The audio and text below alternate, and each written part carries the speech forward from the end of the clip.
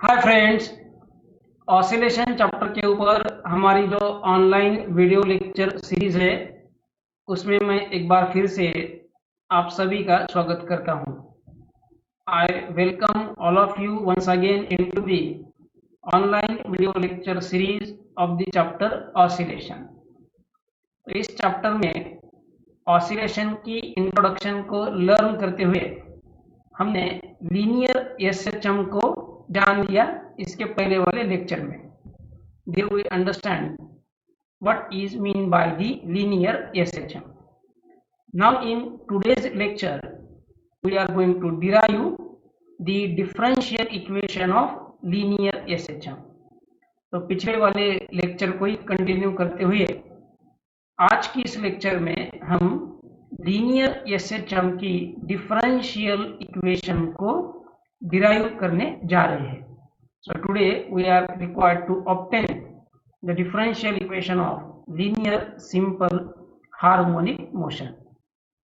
So let us start. So in case of a particle performing linear motion, we learned that the restoring force acting on the particle has magnitude directly proportional to its displacement and is always directed towards mean position. तो linear SHM के बारे में हमने जैसा कि पिछले lecture में discuss किया, ये एसएचएम परफॉर्म करने वाले पार्टिकल के ऊपर एक्ट होने वाली फोर्स की मैग्नीट्यूड उसके डिस्प्लेसमेंट के मैग्नीट्यूड को डायरेक्टली प्रोपोर्शनल होती है। And we can represent this as the force is directly proportional to displacement, that is F is directly proportional to X.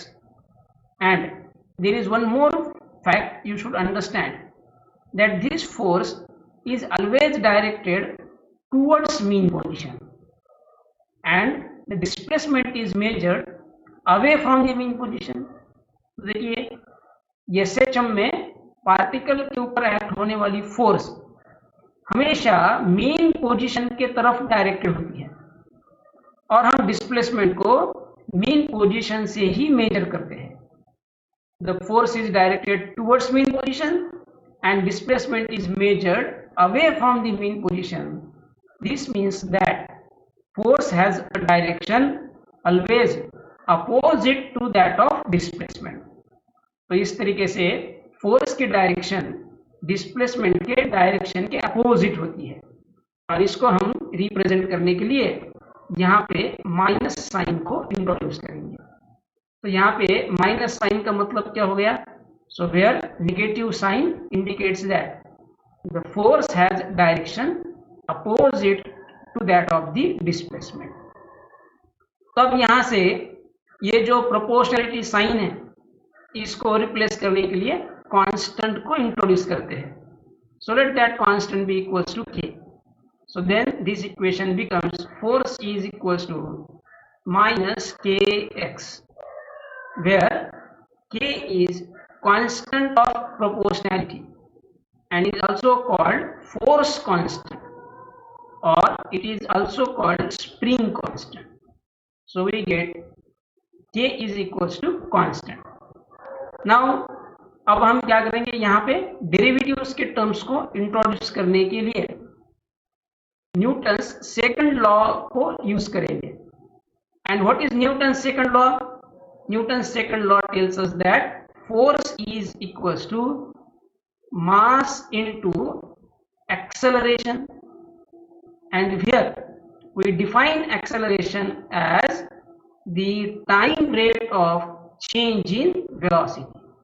जैसा आप सभी लोग जानते हैं, एक्सेलरेशन का फॉर्मूला ही है derivative of velocity with respect to time, that is dv by dt। और इसकी डेफिनेशन हम कैसे करते हैं? Acceleration is time rate of change in velocity. तो यहाँ पे dv चेंज इन वेलोसिटी को रिप्रेजेंट करता है और ये चेंज होने के लिए जितना टाइम लगा उस इंटरवल को ये dt रिप्रेजेंट करता है। तो हमें फोर्स का फॉर्मूला मिल गया, force is equals to mass into dv by dt। अब हम यहीं पे वेलोसिटी की वैल्यू रखते हैं। तो ये यहाँ पे दो टर्म है, D by D T of velocity. So D by D T क्या है, तो टाइम के साथ डेरिवेटिव है किसका, वेलोसिटी का। But what is velocity, velocity is time rate of, velocity is time rate of change in displacement, and hence we write velocity as dx by dt। तो definition से, वेलोसिटी की definition से, velocity की definition है the change in displacement per minute time। so we write that velocity is equals to dx by dt। तो force is equals to क्या हो गया, सो फोर्स इज इक्वल्स टू, देखिए मास की टर्म एज इट इज, और अब यहाँ पे कॉन्सेंट्रेट करिए, ये d by D T already derivative है, और यहाँ पे भी d बाई डी टी है, ये भी डेरिवेटिव है, यानी यहाँ पे क्या हो गया, हमें डेरिवेटिव का डेरिवेटिव निकालना है। सो डेरिवेटिव का डेरिवेटिव हम इसको बोलते हैं double derivative, and it is expressed as d2x, है ना। देखिए dx is derivative of displacement, and there is again derivative of this dx। so this is d of dx which is expressed as d2x, और ये denominator में dt into dt हो गया dt square. इसको हम रीड करते हैं, force is equals to mass into d2x by dt square. so this is the term of double derivative। so now let this force equals to minus kx be our equation 1, and force is equals to m into d2x by dt square be our equation 2। so let us equate this equation 1 and 2, we get m into d2x by dt square, m into d2x by dt square is equals to minus kx।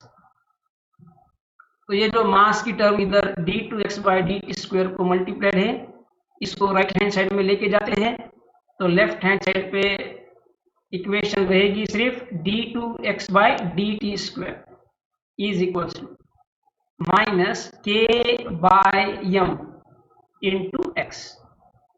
अब ये minus k by into X right hand side से left hand side को लेके आते हैं, तो वो हो जाएगी plus. So we get d2x by dt square plus k by m x is equals to 0।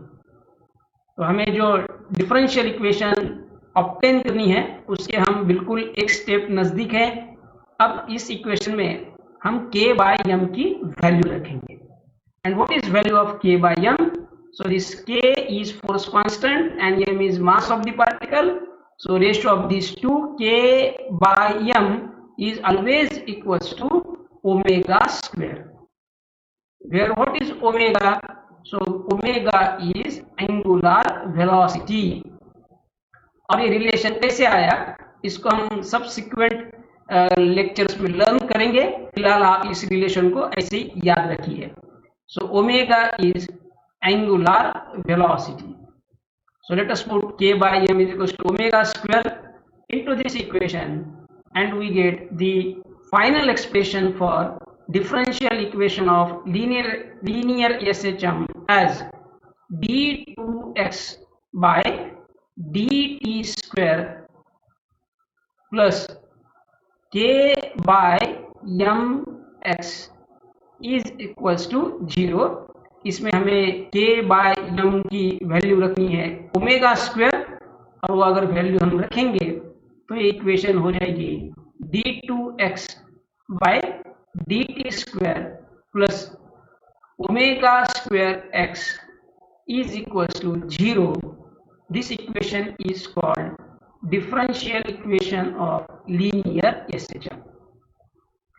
तो इसके बारे में जनरली 2 मार्क का क्वेश्चन पूछा जाता है, derive the differential equation of linear SHM. तो आपको ऐसे force equals to minus kx से इस इक्वेशन को चालू करके d2x by dt square plus omega square x is equals to 0 यहाँ तक इसको डिराइव करना है।